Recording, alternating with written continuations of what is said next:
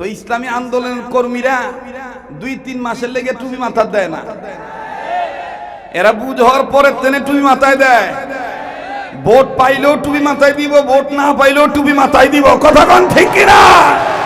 কারণ ইসলামী আন্দোলনের ওয়ালাদের পাগড়ি টুপি জুব্বা এগুলো তেল বেচা জুব্বা পাগড়ি টুপি না, ভোট পাওয়ার ধান্দার টুপি না, এগুলো হলো আল্লাহকে খুশি করার জন্য আল্লাহর আইন মেনে চলে। ভাই রাগ করতেছেন নাকি ভাই? বেজার হইতেছেন? বেজার হইলে কিচ্ছু করার নাই ভাই, কি করবো? আল্লাহ ঠান্ডার রাত, আমার তো এমনি ওয়াজ করুন লাগবে। আছেন তো ইনশাল্লাহ? তাহলে আবার একটু তাকবীর লাগান। লিল্লাহে তাকবীর, লিল্লাহে তাকবীর। ভালো লোকের সাপোর্ট দিতে গেলে মামলা হয়ে দিতে পারে, ভালো লোকের পক্ষে আন্দোলন করতে গেলে ঝামেলাও পড়তে পারে। তাই বলে কি বাধা মানা যাবে? অপেক্ষা করবেন। মেঘ দেখে ভয় পাওয়া যাবে না, মেঘের আড়ালে সূর্য লুকিয়ে থাকতে পারে। কথা বলেন আমার বন্ধুগণ। দা গুড নিউজ কাম স্লোলি। ভালো কাজের রেজাল্ট আস্তে আস্তে আসে, আর এই ভালো কাজের রেজাল্ট পেতে হলে একটু ধৈর্য ধারণ করতে হয়, নির্যাতন সহ্য করতে হয়। আমার বন্ধুগণ, আমার বাবাজিরা, সহ্য করলেই ধৈর্যের ফল মিষ্টি বানিয়ে দিবেন কে? ভালোবাসা দিবেন কে? ভালোবাসবেন কে? ইন্নাল্লাহা মা'আস সাবিরিন, ইন্নাল্লাহা ইউহিব্বুস সাবিরিন। সুবহানাল্লাহ। কোন কি বে বোটলা বাড়ি দূর কে? হে বোটলা বাজান, এগুলো করেন না। মনোযোগী হয়ে কথাগুলি শুনতে দেন। কোন দোকানদার ভিতরে প্রবেশ কইরা পরিবেশটা নষ্ট করার চেষ্টা করেন না। এইটা মনোযোগী হয়ে কথা শুনতে হবে। কথা কোন ঠিক কিনা? ভালো কাজের দিকে আসতে গেলে বাধা আসতে পারে কি পারে না? আমার ভাইরা, আমার বন্ধুগণ, দেখেন কেমন বাধা আসে, আর এই বাধা প্রতিবন্ধকতা পেরিয়ে দেখেন কেমন করে জয়ের মালা গলায় পড়ে, জান্নাতের মালা গলায় নেয় বাজান। আর ঢাকা জেলাবাসী দিলখানা নরম করে দিবেন। এক ফোঁটা চোখের পানি দেখেন ফালাইতে পারেন কি না?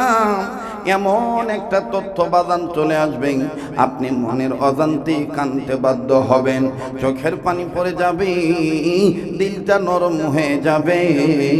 আমার দিল বলে আজকের মাহফিলের দোয়া আল্লাহ কবুল করবেন। নাকটার মধ্যে আল্লাহর গ্রাণ পাইতেছি, যেদিকে তাকাই সেদিকে শুধু নূর আর নূর দেখতে পাচ্ছি।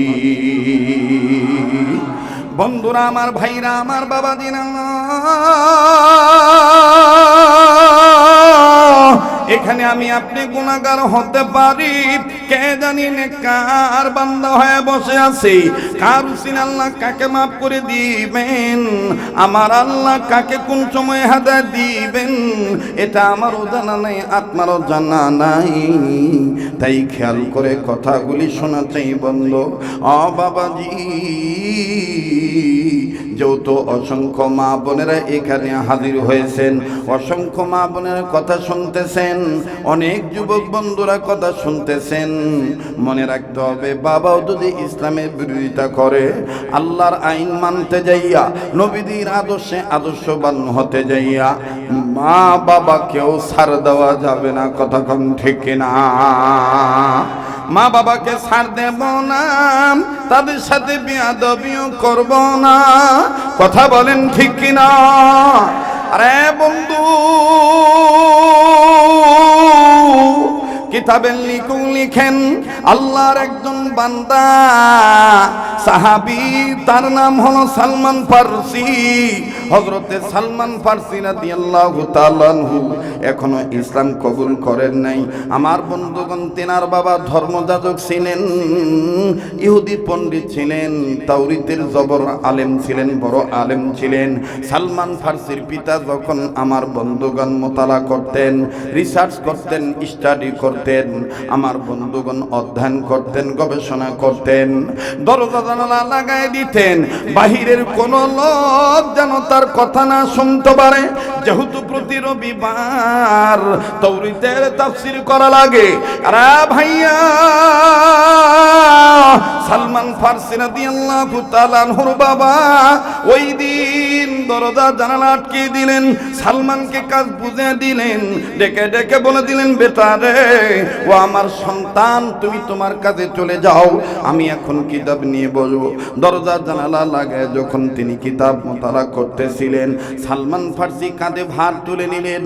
ভার আপনারা চিনেন কিনা জানি না, গ্রাম দেশের মানুষ দেখবেন দই বিক্রি করে কাঁধে ভার নিয়া। অবাদান, এটাকে ভার বলা হয়।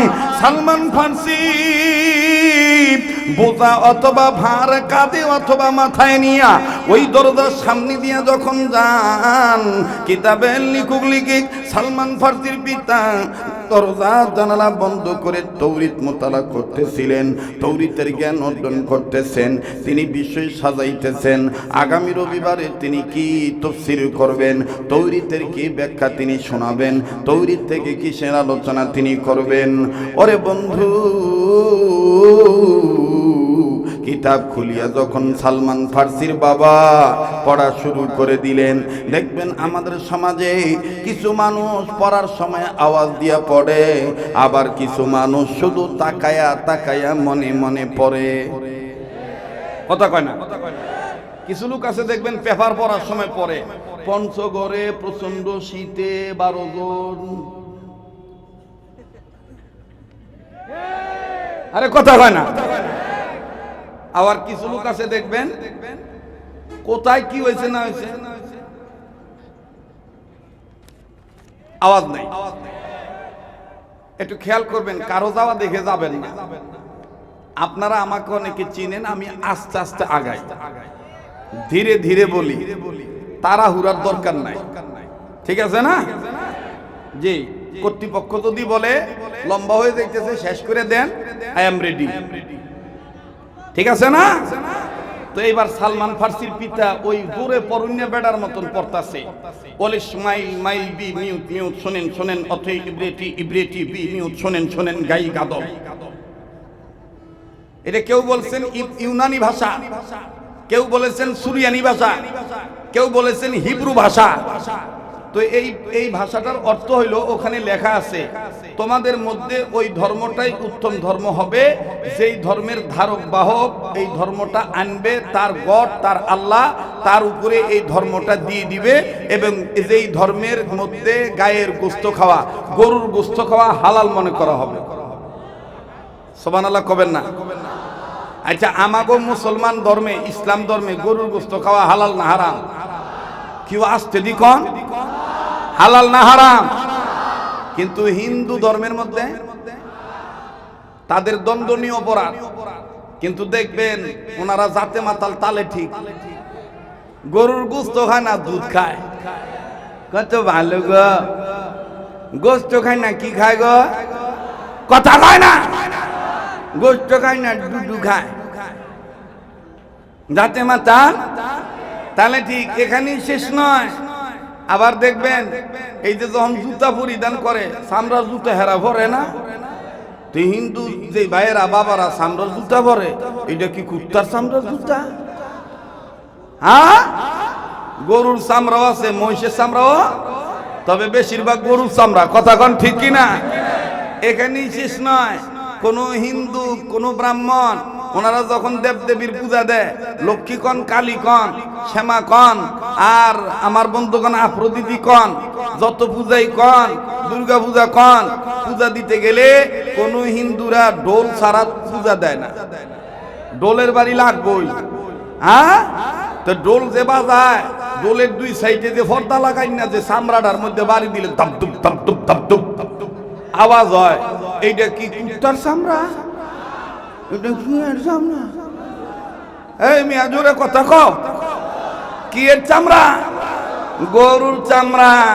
এখানেই শেষ নয়, চা কিন্তু হিন্দুও খায়, বৌদ্ধও খায়, খ্রিস্টানও খায়, মুসলমানও খায়। খায় না? কেউ লাল চা খায়, কেউ দুধ চা খায়, কেউ চিনি ছাড়া খায়, কি চিনি লইয়া খায়। আবার ইদানিং বাইরেছে গ্রিন টি, গ্রিন চা আছে না? আমার ভাইরা বেশিরভাগ চা যে লাল হয়, এটাকে আপনি মনে করেন চা ভাতার কারণে লাল হয়? গোমর ভাগ করে থুয়ে দিয়ে দেয় কম। হ্যাঁ, আমার বন্ধুগণ, মুসলমানের অন্যতম একজন চিকিৎসাবিদ, তার নাম হলো আল্লামা ইবনে সিনা রাহমাতুল্লাহি আলাইহি। তিনি তার পাঠ্যপুস্তকের মধ্যে লিখেছেন, তার চিকিৎসাবিদ্যার মধ্যে লিখেছেন, রং চা ততক্ষণ রং চা হয় না, চার কালার ব্রাউন কালার হয় না, খয়েরি কালার হয় না, রেড কালার হয় না যতক্ষণ গরুর গোশত রক্ত থেকে এক ধরনের কেমিক্যাল আছে, ওই কেমিক্যাল না মিশন পর্যন্ত লাল চা লাল হয় না।